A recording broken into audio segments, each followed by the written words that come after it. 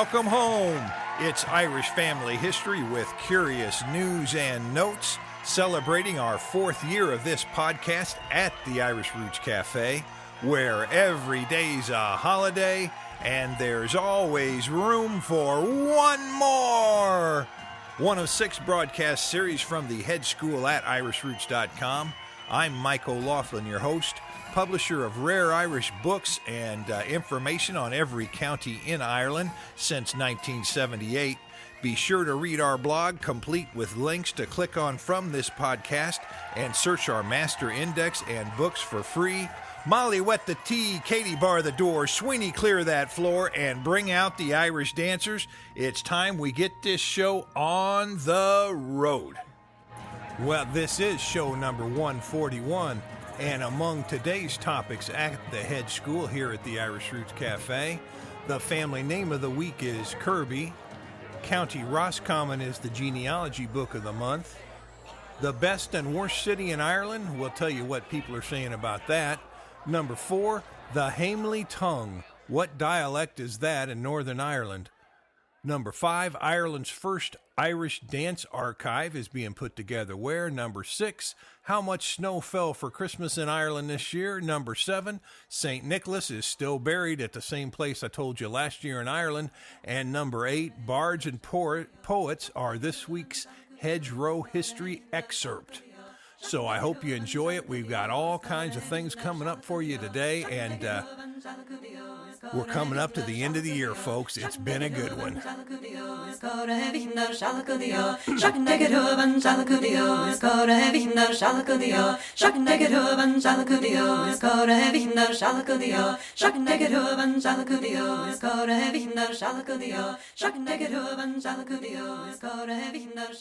Well, let's take a look at the notes for the week. Here's what's happening at the Irish Roots Cafe.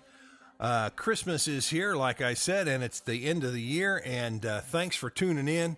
It's been, it'll be 5 years now since we've been podcasting in just a few days altogether, and new for this last year, well, we got the Hello Fada Irish Language podcast with Renata, and the Irish Hedgerow History podcast with Peter Riley Adams, and more to come. Thanks for the great response. You know, we might even start some tutoring sessions here. Private one-on-one tutoring. Wouldn't that be fun? But we'll talk more about that later.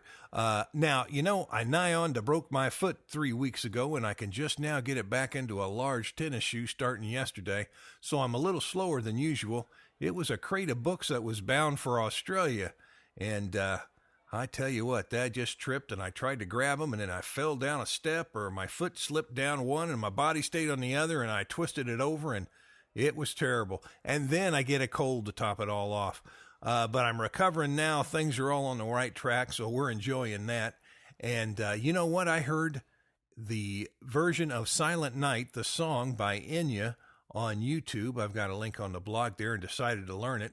And I tell you what, I sure like that, and I've memorized the words, sort of, but I haven't checked it out with an Irish instructor or Renata, because if she hears it, she's going to say, oh, no, it's all wrong, and then I'll have to learn it all over again. But you might want to go there and listen to that song, if not, maybe even learn it. It's a good one.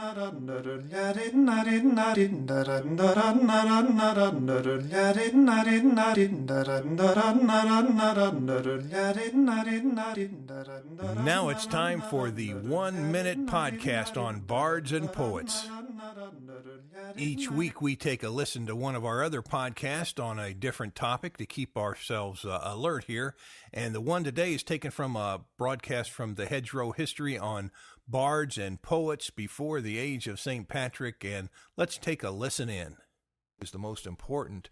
Now, the poets continue to be paid or bartered with for services by the foreigners and by the Vikings that came in. As they settled and become a part of Irish life, they actually adopted these Irish customs and gave honor to the poets and these people that held the country together in a almost a spiritual way. And the O'Curry, the famous historian O'Curry, he also noted that the Anglo-Norman lords, they spoke, thought, and wrote in Irish at times. So you find the Geraldines, the Butlers, the Burkes, and the Keatings, they had their libraries of Irish language books back in the day, and it was really a pretty valued possession. And they also kept their wise men or bards like the native chiefs did. Peter, did you ever run into any of this? Yeah, well, one of the things that's still going on in Ireland today when it comes to honoring the poet, a poet and a bard, they held equal rank with the king in terms of respect or of royalty. And in Ireland, a poet, an artist, pays no taxes.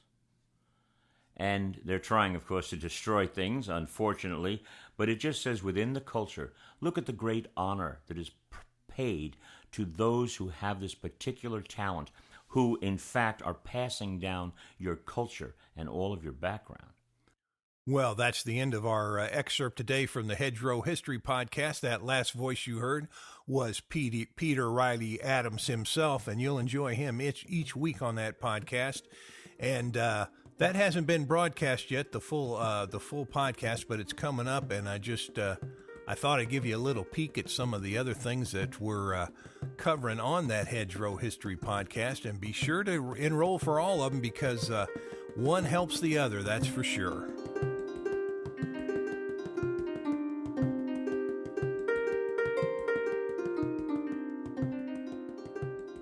Well, now it's time for the book of the month, and our book today is going to be County Roscommon Genealogy and Family History Notes. That's part of my 34-volume set on Irish families and Irish family history. It's a spiral-bound volume from that set, and it's really to help you trace any family in Roscommon by acquainting you with the records and the things that people most often looked at when they come into the Irish Genealogical Library here, and it doesn't have 1,000 family histories in it on families from County Roscommon, but it tells you about the records and the repositories. It has the census of 1659. It has some other notations in it, so it'll help you get adjusted and get ready to go. It's like a primer for research, so if you're serious about researching, that's the book you want. Now, if you're looking for a couple of thousand Irish family histories, that goes with Volume 1 in that set, which is the Book of Irish Families, Great and Small. That's where I have several thousand Irish family histories and the Master Index. So be aware of the difference there. They're made to work together, but I don't want anybody to be disappointed. Now, let me see. What else have we got in that book? I'll just take, hey, who are some of the names there? Well, of course, people like McDermott and Kelly and O'Connor, Byrne and Reagan. You can't forget the Reagans. There was even Flanagans there, and McDonough and Higgins and Toohey and Flynn. And, of course, some names like Hayes and McEnany and McDockery and Gormley. And what about some of those towns you might read when you're looking at an old letter from a family member? If they say Strokestown or Boyle or Castlereagh, those are all part of County Roscommon, so that might help you out someday. Now, if we take a quick look at the table of contents, here's some things that might help. I've included a little entry from the King James Irish Army list on the history of MacDermott. And, of course, MacDermott was one of those that was in the King James Irish Army list, so you might find that interesting. And I told you we have the complete existing returns from the census of 1659, and it's organized by townland and parish, and it has some full names in there, but most of the names are going to be like it'll say in a specific barony. There are 11 O'Cahans and 6 Dillons and 14 Dolans. So that'll help you pinpoint where your family might have been within the county in a specific district, which can help tell you what records to look for next. That's the kind of things that can help. So I thought you might enjoy learning a little bit more about that book. It also has all the families from the map of the 4 masters that were in County Roscommon on it.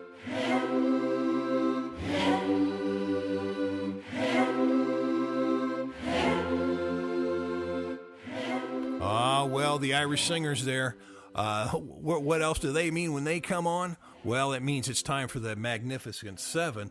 And it's also time for me to remind you that we've got a podcast, the thing I'm doing right now. And we also have a blog, which includes show notes on this podcast. They're in writing, and they have links to things I'm talking about a lot of the times. And then we also have a blog reader, which is a computer that reads that blog. If you happen to be on the blog and not the podcast and click on that button, it will actually read the blog for you. It does a pretty good job. I was surprised. But we're testing it out. It's an experiment. We'll see how that goes. Hey, coming up, you know what? The best and worst cities of Ireland. But right now, let's take a look at the Magnificent Seven. John B. Sullivan of Shoreline, Washington. Welcome as a full member. Number 2, Peter Richards of Devon in the United Kingdom. Welcome as a member. And you're researching the Davis family from Donabate, Dublin, and Barden from Dublin. Number 3, Richard O'Dowd of Bradenton, Florida. Your Irish Book of Arms has shipped. Number 4, Susan McDermott of Lancashire, Great Britain. Your County Tyrone, Ireland book has shipped. And number 5, Lawrence R. McGurr of Warner Robins, Georgia. Your County Armagh, Ireland genealogy book has shipped. And number 6, Mark Swan of Colorado Springs, Colorado. Your book of Irish families, great and small, your passenger list, and your birth index has shipped. And Karen Booth of Jensen Beach, Florida, and Dana Flynn of Easton, Pennsylvania. Your packages were destroyed by the post office, but they got back here in time, and I reshipped them, so they should both have gotten there just before Christmas. I sure do hope. Nothing's perfect, folks.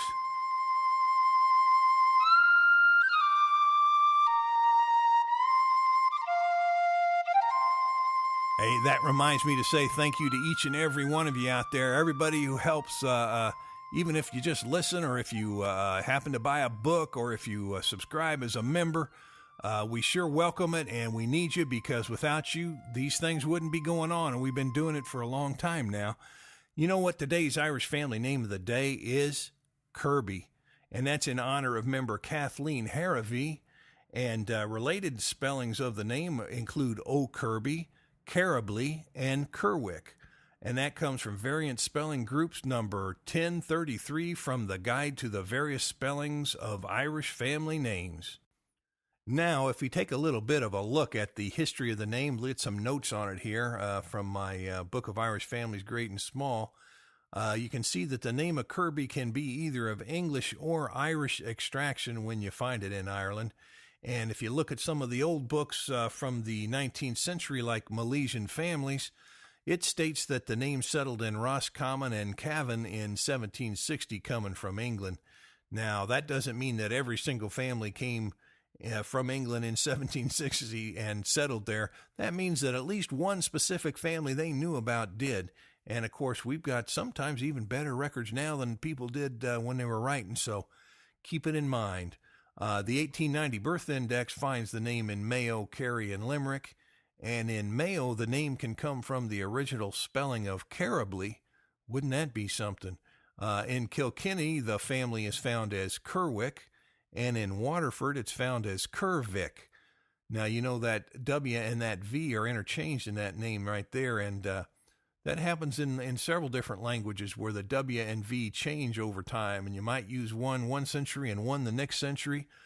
And then if we look in Keating's history, we find O'Kerwick, also known as Kirby, said to be the mainstay of the territory in which they resided.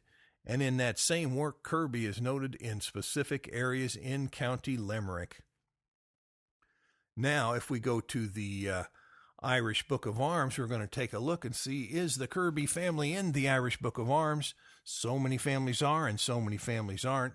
And you have to have an understanding, you know, because in those early days, it was the English crown that actually awarded these coats of arms as they really exist today. And now, according to the English way of things, they were awarded to specific individuals.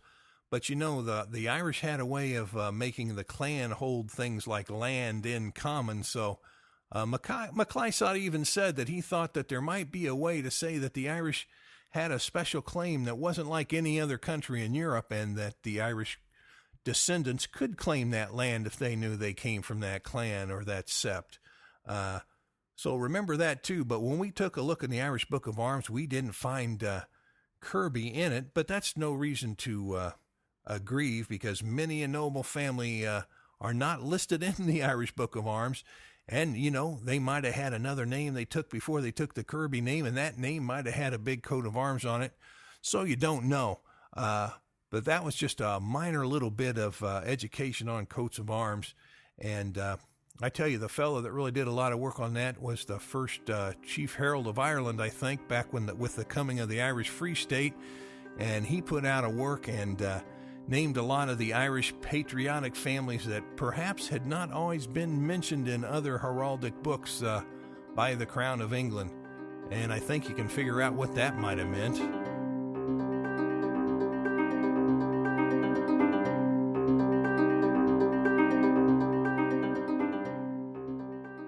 Well, coming up later this episode, we're going to talk about how many inches of snow fell in Ireland in the last week or two.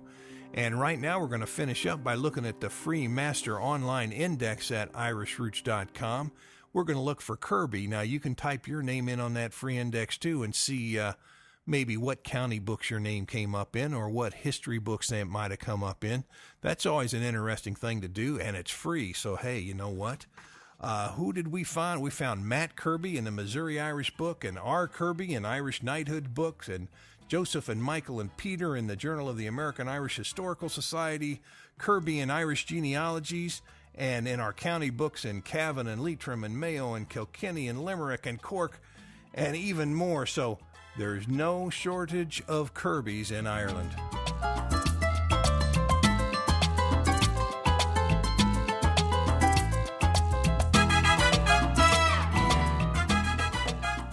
And sure, that music means that we're going around the world in Irish ways.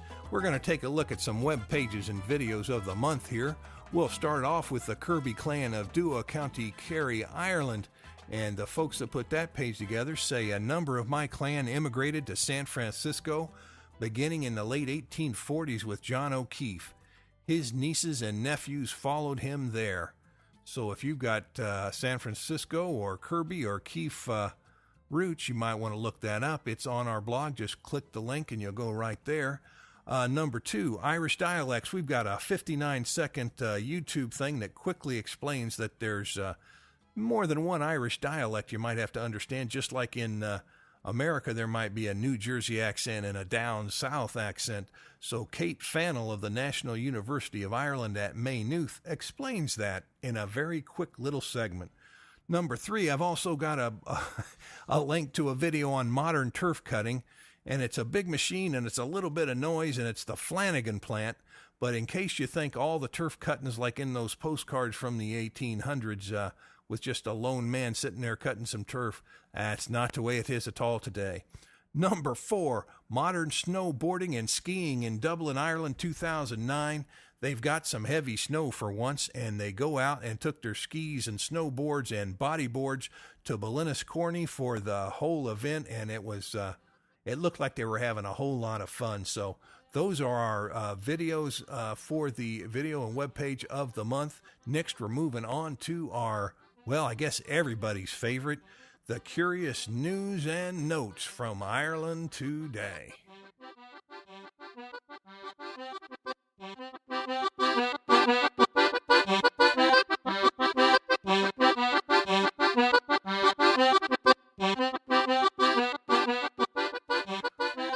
Well, number 1, snow has fallen in Ireland with 7 inches reported in some areas, and the temperatures were so low that it remained on the ground right through Christmas.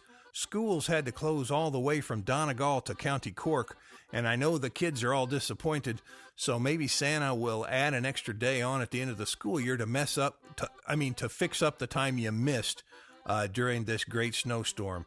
I've got a link to that on the blog from the Irish Times. Number 2, Ireland's first dance archive is opening, and it's announced by the University of Limerick. And that'll be interesting to me because I've always seen that there's a little confusion about when these dances came over and how many of these dances were English and what Irish flares were added to them. And just the whole thing requires some scholarly research. Number 3, You know, there seems to be a lot on cable lately talking about the Irish and the Scots-Irish language influences on the mountain folk in America and Appalachia, and now they've got a book that came out with a lot of the dialect of the Scots-Irish in County Antrim, Northern Ireland, and they call it the Hamely tongue. And a link to that book and a little description is on the blog. Number 4, the best place to live in Ireland by whoever took this survey. I can't keep them all straight. I guess we could take our own survey and just say whatever we wanted.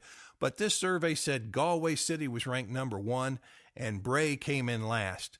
Now, I don't know how they do that. Maybe if you traveled to Bray and you were ranking them and the guy that sat next to you on the bus was a little mean to you, you might rank Bray last. I don't know, but it could be unfair.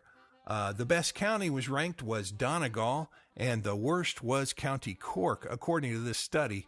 And I think there's more than one Corker that'd have something to say about that. Number 5, I like to remind everybody, like I did last year, that Santa Claus, or at least St. Nicholas of Myra, is buried in Ireland. And that's because his remains were moved to Jerpoint Abbey in County Kilkenny 800 years ago. Now, old St. Nick was the Bishop of Lycia, and he gave generously to the poor and had quite a reputation. So I've got a link to that from the Belfast Telegraph on the blog. And Ireland's first city-to-city roadway has just opened this month, and it runs from Galway to Dublin. They say travel time is going to be considerably shorter, and perhaps that is an improvement. It's going to bypass Ballinasloe and Loughrea and Oranmore. I just wondered, would those places consider that an improvement? Would they not want you stopping by, or would they want you just to whiz by?